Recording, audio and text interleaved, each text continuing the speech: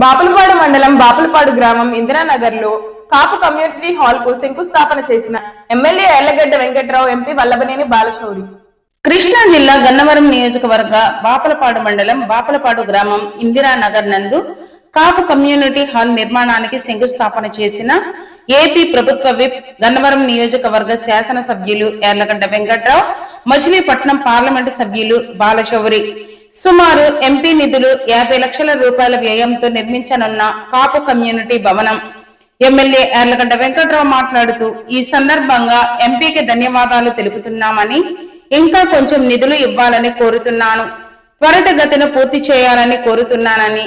మల్లవల్లి గతంలో పొగాకు మాత్రమే ఫేమస్, ఇప్పుడు మల్లవల్లి పారిశ్రామిక వాడతో బాపులపాడు మండల దశ దిశ మారనుంది.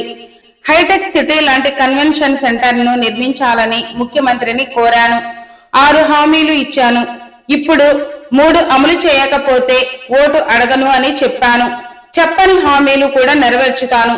గన్నవరం నియోజకవర్గంకు ఎంపీ బాలశౌరి ఎక్కువ నిధులు కేటాయించాలని కోరుతున్నానని అన్నారు. ఈ సందర్భంగా ఎంపీ బాలశౌరి మాట్లాడుతూ, ఈ కళ్యాణ మండపం దాదాపు ఏడాది కిందట ప్రారంభించారు. పూర్తయితే 1000 మంది శుభ కార్యక్రమాలు చేసుకునే వీలుంది. దాదాపు 2 కోట్లు కావాల్సి ఉంది. గతంలో 25 లక్షల నిధులు ఉన్నాయి. ఇప్పుడు 50 లక్షల నిధులు కేటాయించాను. మరో 50 లక్షలు కేటాయిస్తాను. మిగతా నిధులు సాధించేందుకు కృషి చేస్తాను. సమర్థవంతంగా పనిచేసే కమిటీ ఏర్పాటు చేయాలని కోరా. మరిన్ని నిధులు వచ్చేలా కృషి చేస్తా. వంగవీటి మోహన రంగ పేరు పెట్టాలని కోరారు. అదే విధంగా ఏర్పాటు చేయండి అన్నారు.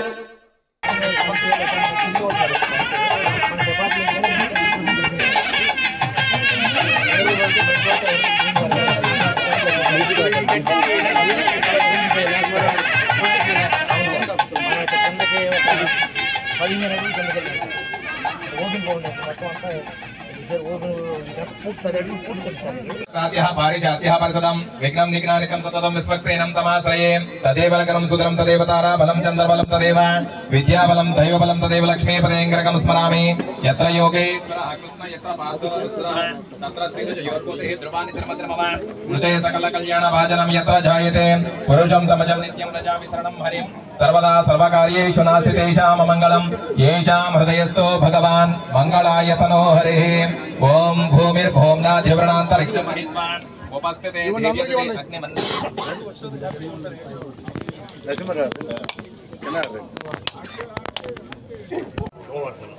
గోవర్ధన్ గారిని వేదిక మీద రావాల్సిన కోరుతున్నాం. తోట మొండి గారు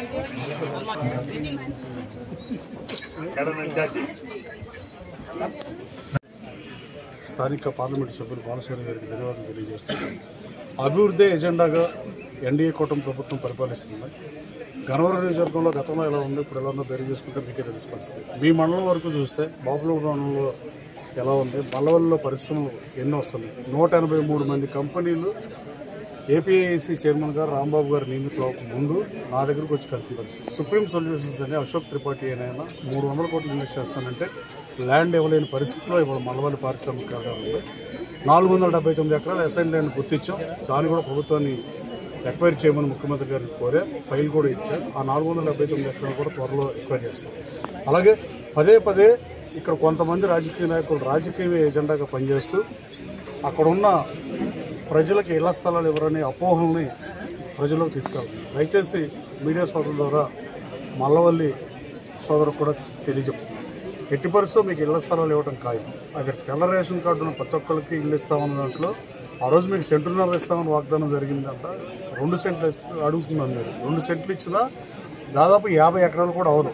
అధికారులు ఒక్కొక్కళ్ళు ఒక్కొక్కటి చెప్పి 100 ఎకరాలు ఇది మాది అని చెప్పి అలాంటి లేని ఇష్యూని క్రియేట్ చేస్తా పాసిఫిక్ ఆనందం పొందుతున్నారని భావిస్తున్నాను. అంతకుముందు పవన్ కళ్యాణ్ గారు కూడా ఇక్కడికి వచ్చి వాళ్ళ సమస్యను పరీక్షిస్తారని ఆయన హామీ ఇచ్చారు. ఎన్నికలకు ముందు లోకేష్ బాబు పాదయాత్రలో నేను తెలుగుదేశం పార్టీ చేరిన 2వ రోజునే నేను కూడా హామీ ఇచ్చా, ఎట్టి పరిస్థితుల్లో ఆ రైతుల అనుభవం మేము ఉంటాం, వాళ్ళకి స్థలం ఇచ్చే బాధ్యత స్థానిక శాసనసభ్యులుగా నేను తీసుకుంటా. మీరు బయట ఉన్న ప్రచారం నమ్మొద్దని మీడియా ద్వారా నలవరి సోదరులు. మీకు వైట్ రేషన్ కార్డు ఉన్న వాళ్ళలో 38 మందికి 50,000 రూపాయలు మాత్రం రాని మాట వాస్తవం. 14-19 మధ్య అది కూడా ముఖ్యమంత్రి గారి దృష్టికి తీసుకెళ్ళి అది కలెక్టర్ గారితో ఉన్నాడు. చిన్న అమౌంట్ దాన్ని కూడా సెటిల్ చేస్తే ట్రై చేస్తున్నాం. మల్లవల్లి 6 మాసాల క్రితం 40 లక్షలు ఉన్నది ఇవాళ 2.5-3 కోట్లు బ్యానర్లు పెట్టి ఈ పొలం అమ్ముకోవడం 3 కోట్లు, అది 2.5 కోట్లు కూడా ఎవరు పెట్టారు. ఆ స్థాయికి మల్లవల్లి అర్థం నిజంగా ఆనందం ఉంది. రాబోయే కాలంలో మల్లవల్లి పారిశ్రామిక కారిడార్లో 15,000 ఉద్యోగాలు ఇప్పిస్తారని చెప్పి అశోక్ లైలాండ్ని వెనక్కి తీసుకొచ్చారు. చాలా కంపెనీలు ప్రతినిధితో చర్చలు జరిపారు. రాబోయే కాలంలో 420 కంపెనీలు 18 నెలల్లో రాబోతున్నాయి. వేలాది మందికి ఎంప్లాయ్మెంట్ జరుగుతుంది. నేను చేసిన కృషితో, గౌరవ ముఖ్యమంత్రి గారి స్ఫూర్తితో, ముఖ్యమంత్రి గారు శాసనసభలో 2047 డాక్యుమెంట్ పెట్టినప్పుడు మేము 15,000 పెడదాం, 15,000 ఉద్యోగ అవకాశాలు ఇస్తానని చెప్పాను సార్. నేను ఇవన్నీ చెప్పడం ఆయనతో చాలాసార్లు మల్లవల్లి గురించి కలవడం జరిగింది. ఎందుకంటే పాత గవర్నమెంట్ ఇచ్చిన 16.5 లక్షలు మాకు ఇవ్వలేదని కోర్టుకు వెళ్ళిన పరిస్థితి. కొన్ని కేసులు ఇంకా ఉన్నాయి, వాటిని కూడా సత్వరం పరిష్కృతం 60 ఎకరాల జంగిల్ క్లియరెన్స్ కూడా చేసిన పరిస్థితి. మీడియా కూడా సహకరించాల్సిందిగా కోరుతున్నాం. ఈ 2 సెంటున్నర విషయంలో ఎట్టి పరిస్థితుల్లో రైతు సోదరులకి ఇవ్వటం ఖాయం. దాంట్లో అసలు మేనమేషాలకు చదవలేదు. రెండో అభిప్రాయానికి మా ప్రభుత్వం ఎన్డీఏ కూటమి లేదు. వాళ్ళకి ఇచ్చేది ఖాయం. రాబోయే కాలంలో మల్లవల్లిలో ఎన్ని పరిస్థితులు వస్తాయో ముఖ్యమంత్రి గారు 30,000 ఉద్యోగాలన్నీ 2047 డాక్యుమెంట్లో అసెంబ్లీలో అనౌన్స్ చేసిన పరిస్థితి. దానికన్నా ఎక్కువ ఉద్యోగాలు వచ్చే దిశగా పనిచేస్తా, ఈ నియోజకవర్గ రూపురేఖలు మారుస్తానని చెప్పా. నేను ఇచ్చిన సూపర్వైజర్ హామీలు చాలా వరకు అమలు చేస్తా ప్రయత్నం చేస్తున్నా, చేయని కూడా చేస్తున్నాం. కానీ రాబోయే కాలంలో గన్నవరం నియోజకవర్గ అభివృద్ధి విషయంలో ప్రజలు కూడా అందరినీ కలిసి రావాలని కోరుతూ నాయకుల్ని, ప్రజల్ని, 3 పార్టీల కూటమి నాయకుల్ని, కార్యకర్తలను కూడా అందరం కలిసి ఈ నియోజకవర్గాన్ని మా జిల్లాలోనే మోడల్ కాన్స్టిట్యూన్సీ చేద్దామని కోరుతూ ఆ దిశగా ప్రయత్నం చేస్తామని తెలియజేస్తున్నాను. Thank you. ప్రధానమైనటువంటి సమస్య త్రాగునీటి సమస్య.